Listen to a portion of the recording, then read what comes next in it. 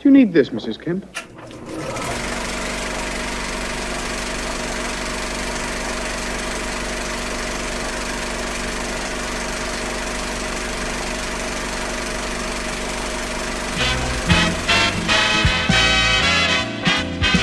I'm no different than you. I'm just here for the attention. That seems to be why anyone is here, really, because we want to be noticed.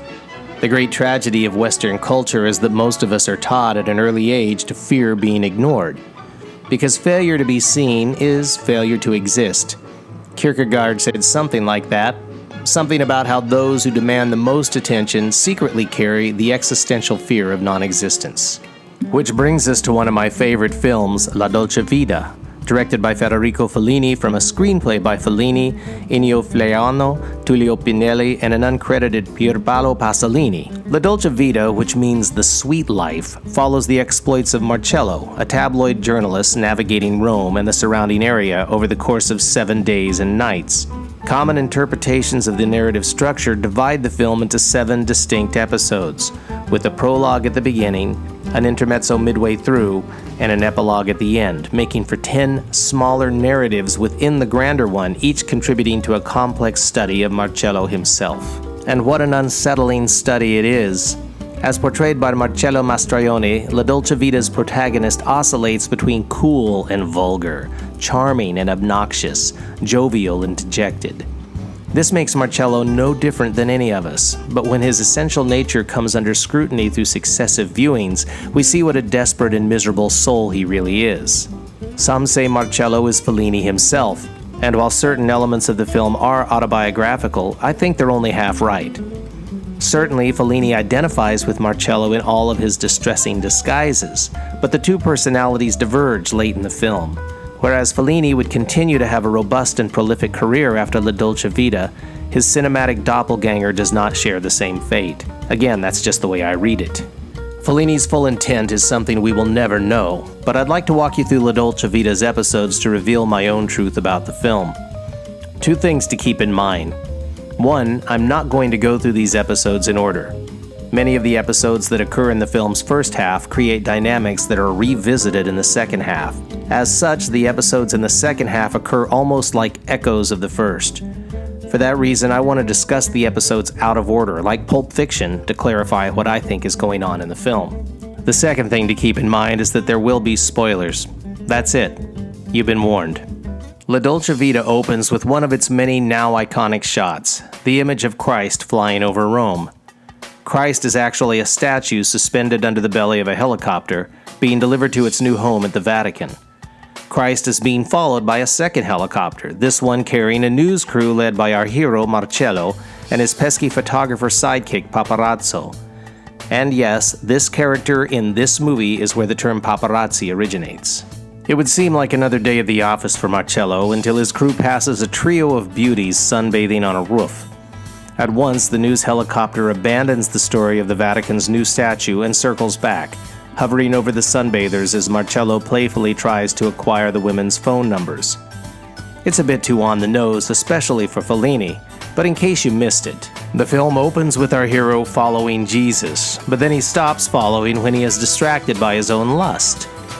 And okay, I know you're tuning up because that's a rather facile and, dare I say, overtly evangelical read of the opening.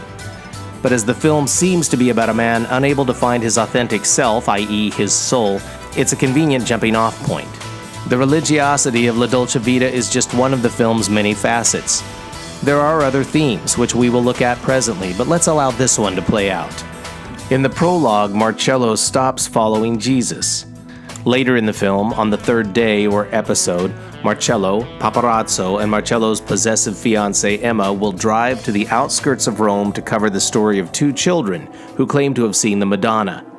As a crowd of believers and reporters gather, the children lead their new followers on a wild goose chase all around the property, clearly having invented the whole Madonna story to garner attention. This sequence, which serves as an echo to the prologue, elevates what I believe to be La Dolce Vita's strongest theme. The attention of others is the currency in this universe. Decades before society had the internet to disseminate its hoaxes, these 2 kids provided us with a roadmap. By fabricating a Madonna sighting, the children have elevated their own value to the masses. and I have two takeaways from this. First, these oblivious masses, reporters, and so-called followers of Christ have taken the value normally extended to the Messiah himself and transferred it to the two charlatan children. In this way, the children become the church, naive but manipulative, and clearly held in higher esteem than the message it claims to deliver. But let's bring our hero Marcello back into the narrative. Marcello is like the children. He is a tabloid journalist. He gathers bits of information, creates narratives that are not entirely accurate, i.e. fabricated, and circulates them through his writing in an effort to elevate his own importance. Both Marcello and the children are dishonest, and both crave attention and acceptance. What the rest of La Dolce Vita seems to examine is why that craving exists in Marcello in the first place. So let us go back in time to the first night after the prologue. We open in an exclusive nightclub along the Via Veneto in Rome. Marcello prowls about the place in an effort to gather dirt on the cafe society when he runs into Maddalena, a beautiful and wealthy heiress. The two of them retreat into the night and enlist the services of a prostitute. But rather than engage in a sexy menage a trois, Marcello simply pays the prostitute for use of the bedroom in her leaky flat so he and Maddalena can have sex. Get what's going on here. Marcello, who exists on the fringes of cafe society, exploits the poor, the prostitute, so that he can make love to a socialite and pretend for a time that he belongs. Maddalena, on the other hand, appears to be slumming it with Marcello, and that becomes more apparent as the film evolves. In the next day-night episode, we meet Marcello's fiancée Emma, a neurotic and manipulative woman who ensures Marcello's loyalty by attempting suicide. Judging from Marcello's quick response to her threat and his interactions with Emma at the hospital, it appears that this is a regular occurrence, a twisted dance that these two lovers play. Marcello is miserable with Emma, but Emma is miserable without Marcello, and the combination of the two is toxic enough to destroy each other's lives, and yet they persist. Much later in the film's last hour, Marcello will reach a breaking point, exploding on Emma and leaving her abandoned by the side of the road. But hours later he will reappear, pick her up, and the two will return to their perverted simulacrum of domesticity as if nothing has happened. This unhealthy relationship with Emma is just one more facet of Marcello's broken character. He craves freedom from Emma as much as he craves entry into the cafe society, and yet both statuses remain beyond his grasp. The day after Emma's suicide attempt, Marcello and paparazzo cover the arrival of Sylvia, a beautiful Swedish-American actress who has come to Rome to shoot a movie. As portrayed by Anita Ekberg, Sylvia is so beautiful she makes your eyes melt. And Marcello, mere hours after professing his devotion to Emma in the hospital, is on the prowl to seduce this rare beauty. He starts by dancing with her at the baths of Caracalla, only to have her whisked from his arms by another raucous actor named Frankie Stout. As Sylvia and Frankie twirl about, creating their own party, Marcello stands at the edge of the dance floor, again on the fringe of society. Later, Marcello spirits Sylvia away in a second attempt to seduce her.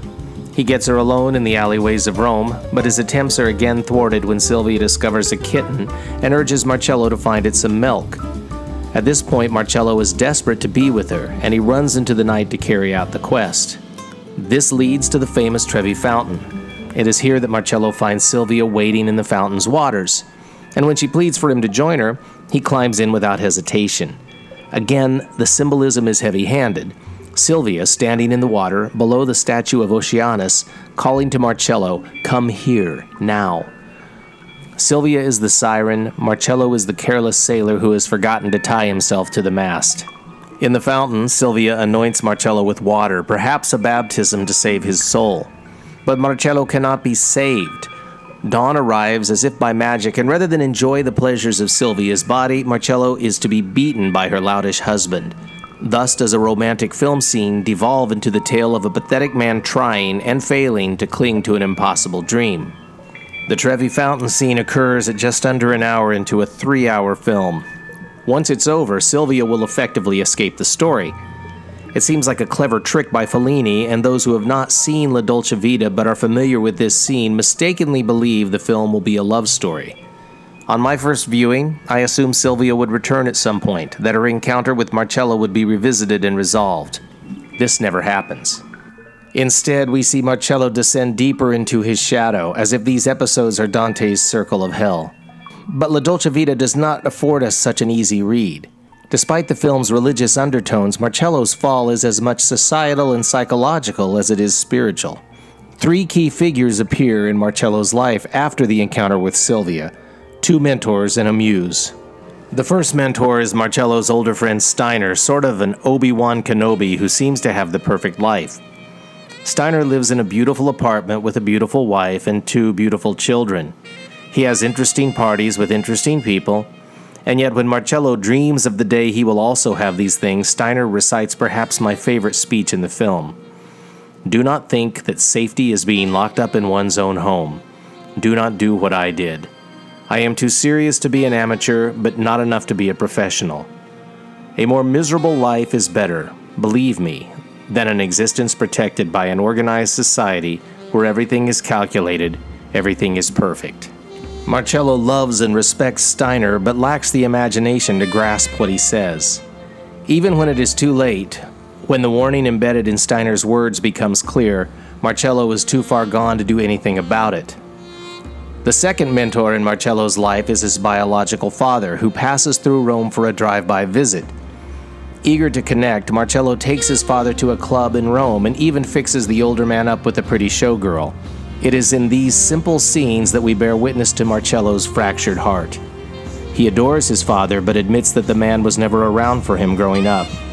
Now, with his father in Rome, he is eager to make up for lost time. But Marcello's dream is again thwarted.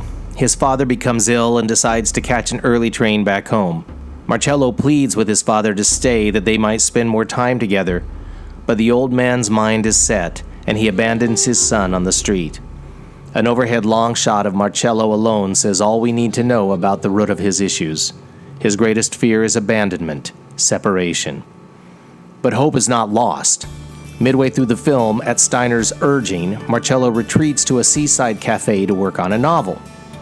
Steiner has suggested that Marcello's true calling is that of a writer, and that his tabloid journalism, while lucrative, is a distraction from his authentic self.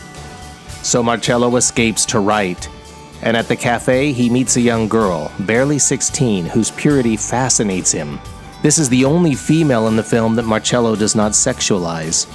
Rather, he is in awe of her innocence and unspoiled nature, and he compares her to the angels in the Umbrian churches near Tuscany. As with every other person Marcello encounters, this angel will reappear later in the film, in this case at the very end. An unthinkable tragedy occurs in Marcello's life. In a state of inexorable grief, he descends into a life of debauchery, immersing himself in the excesses of cafe society. When we first see Marcello in the final episode, he is leading several revelers to the beach house of an acquaintance.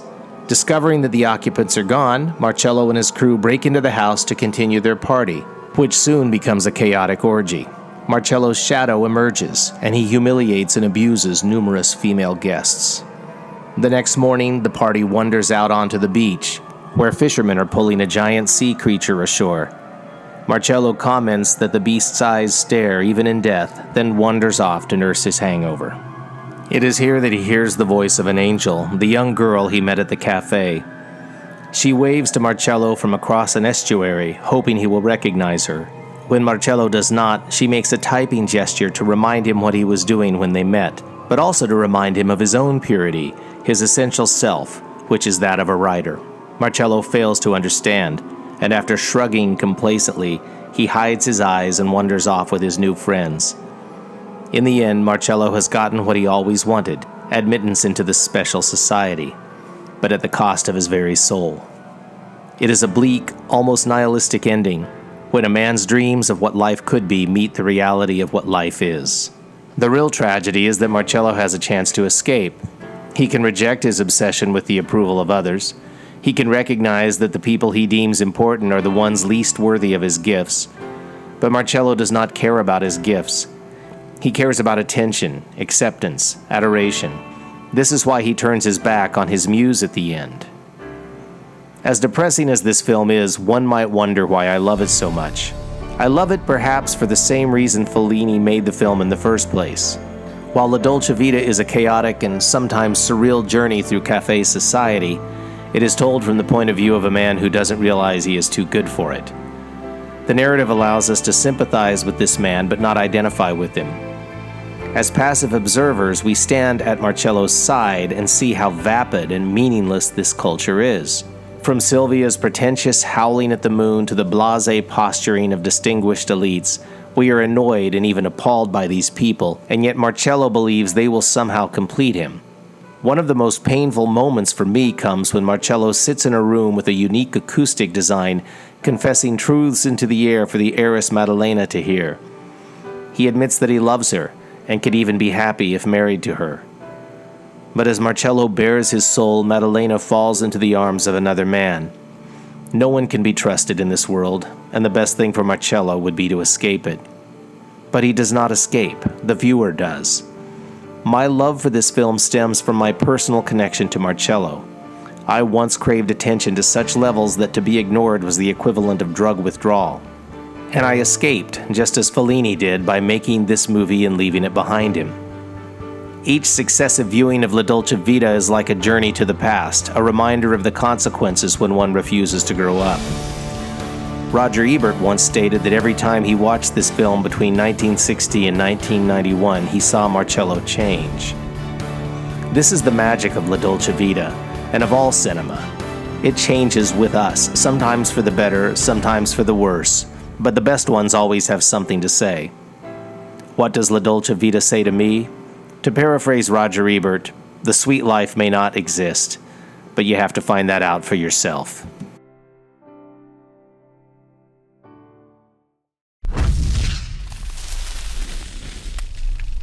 All right, we've seen what you can do with a boy. How are you when they come a little bigger?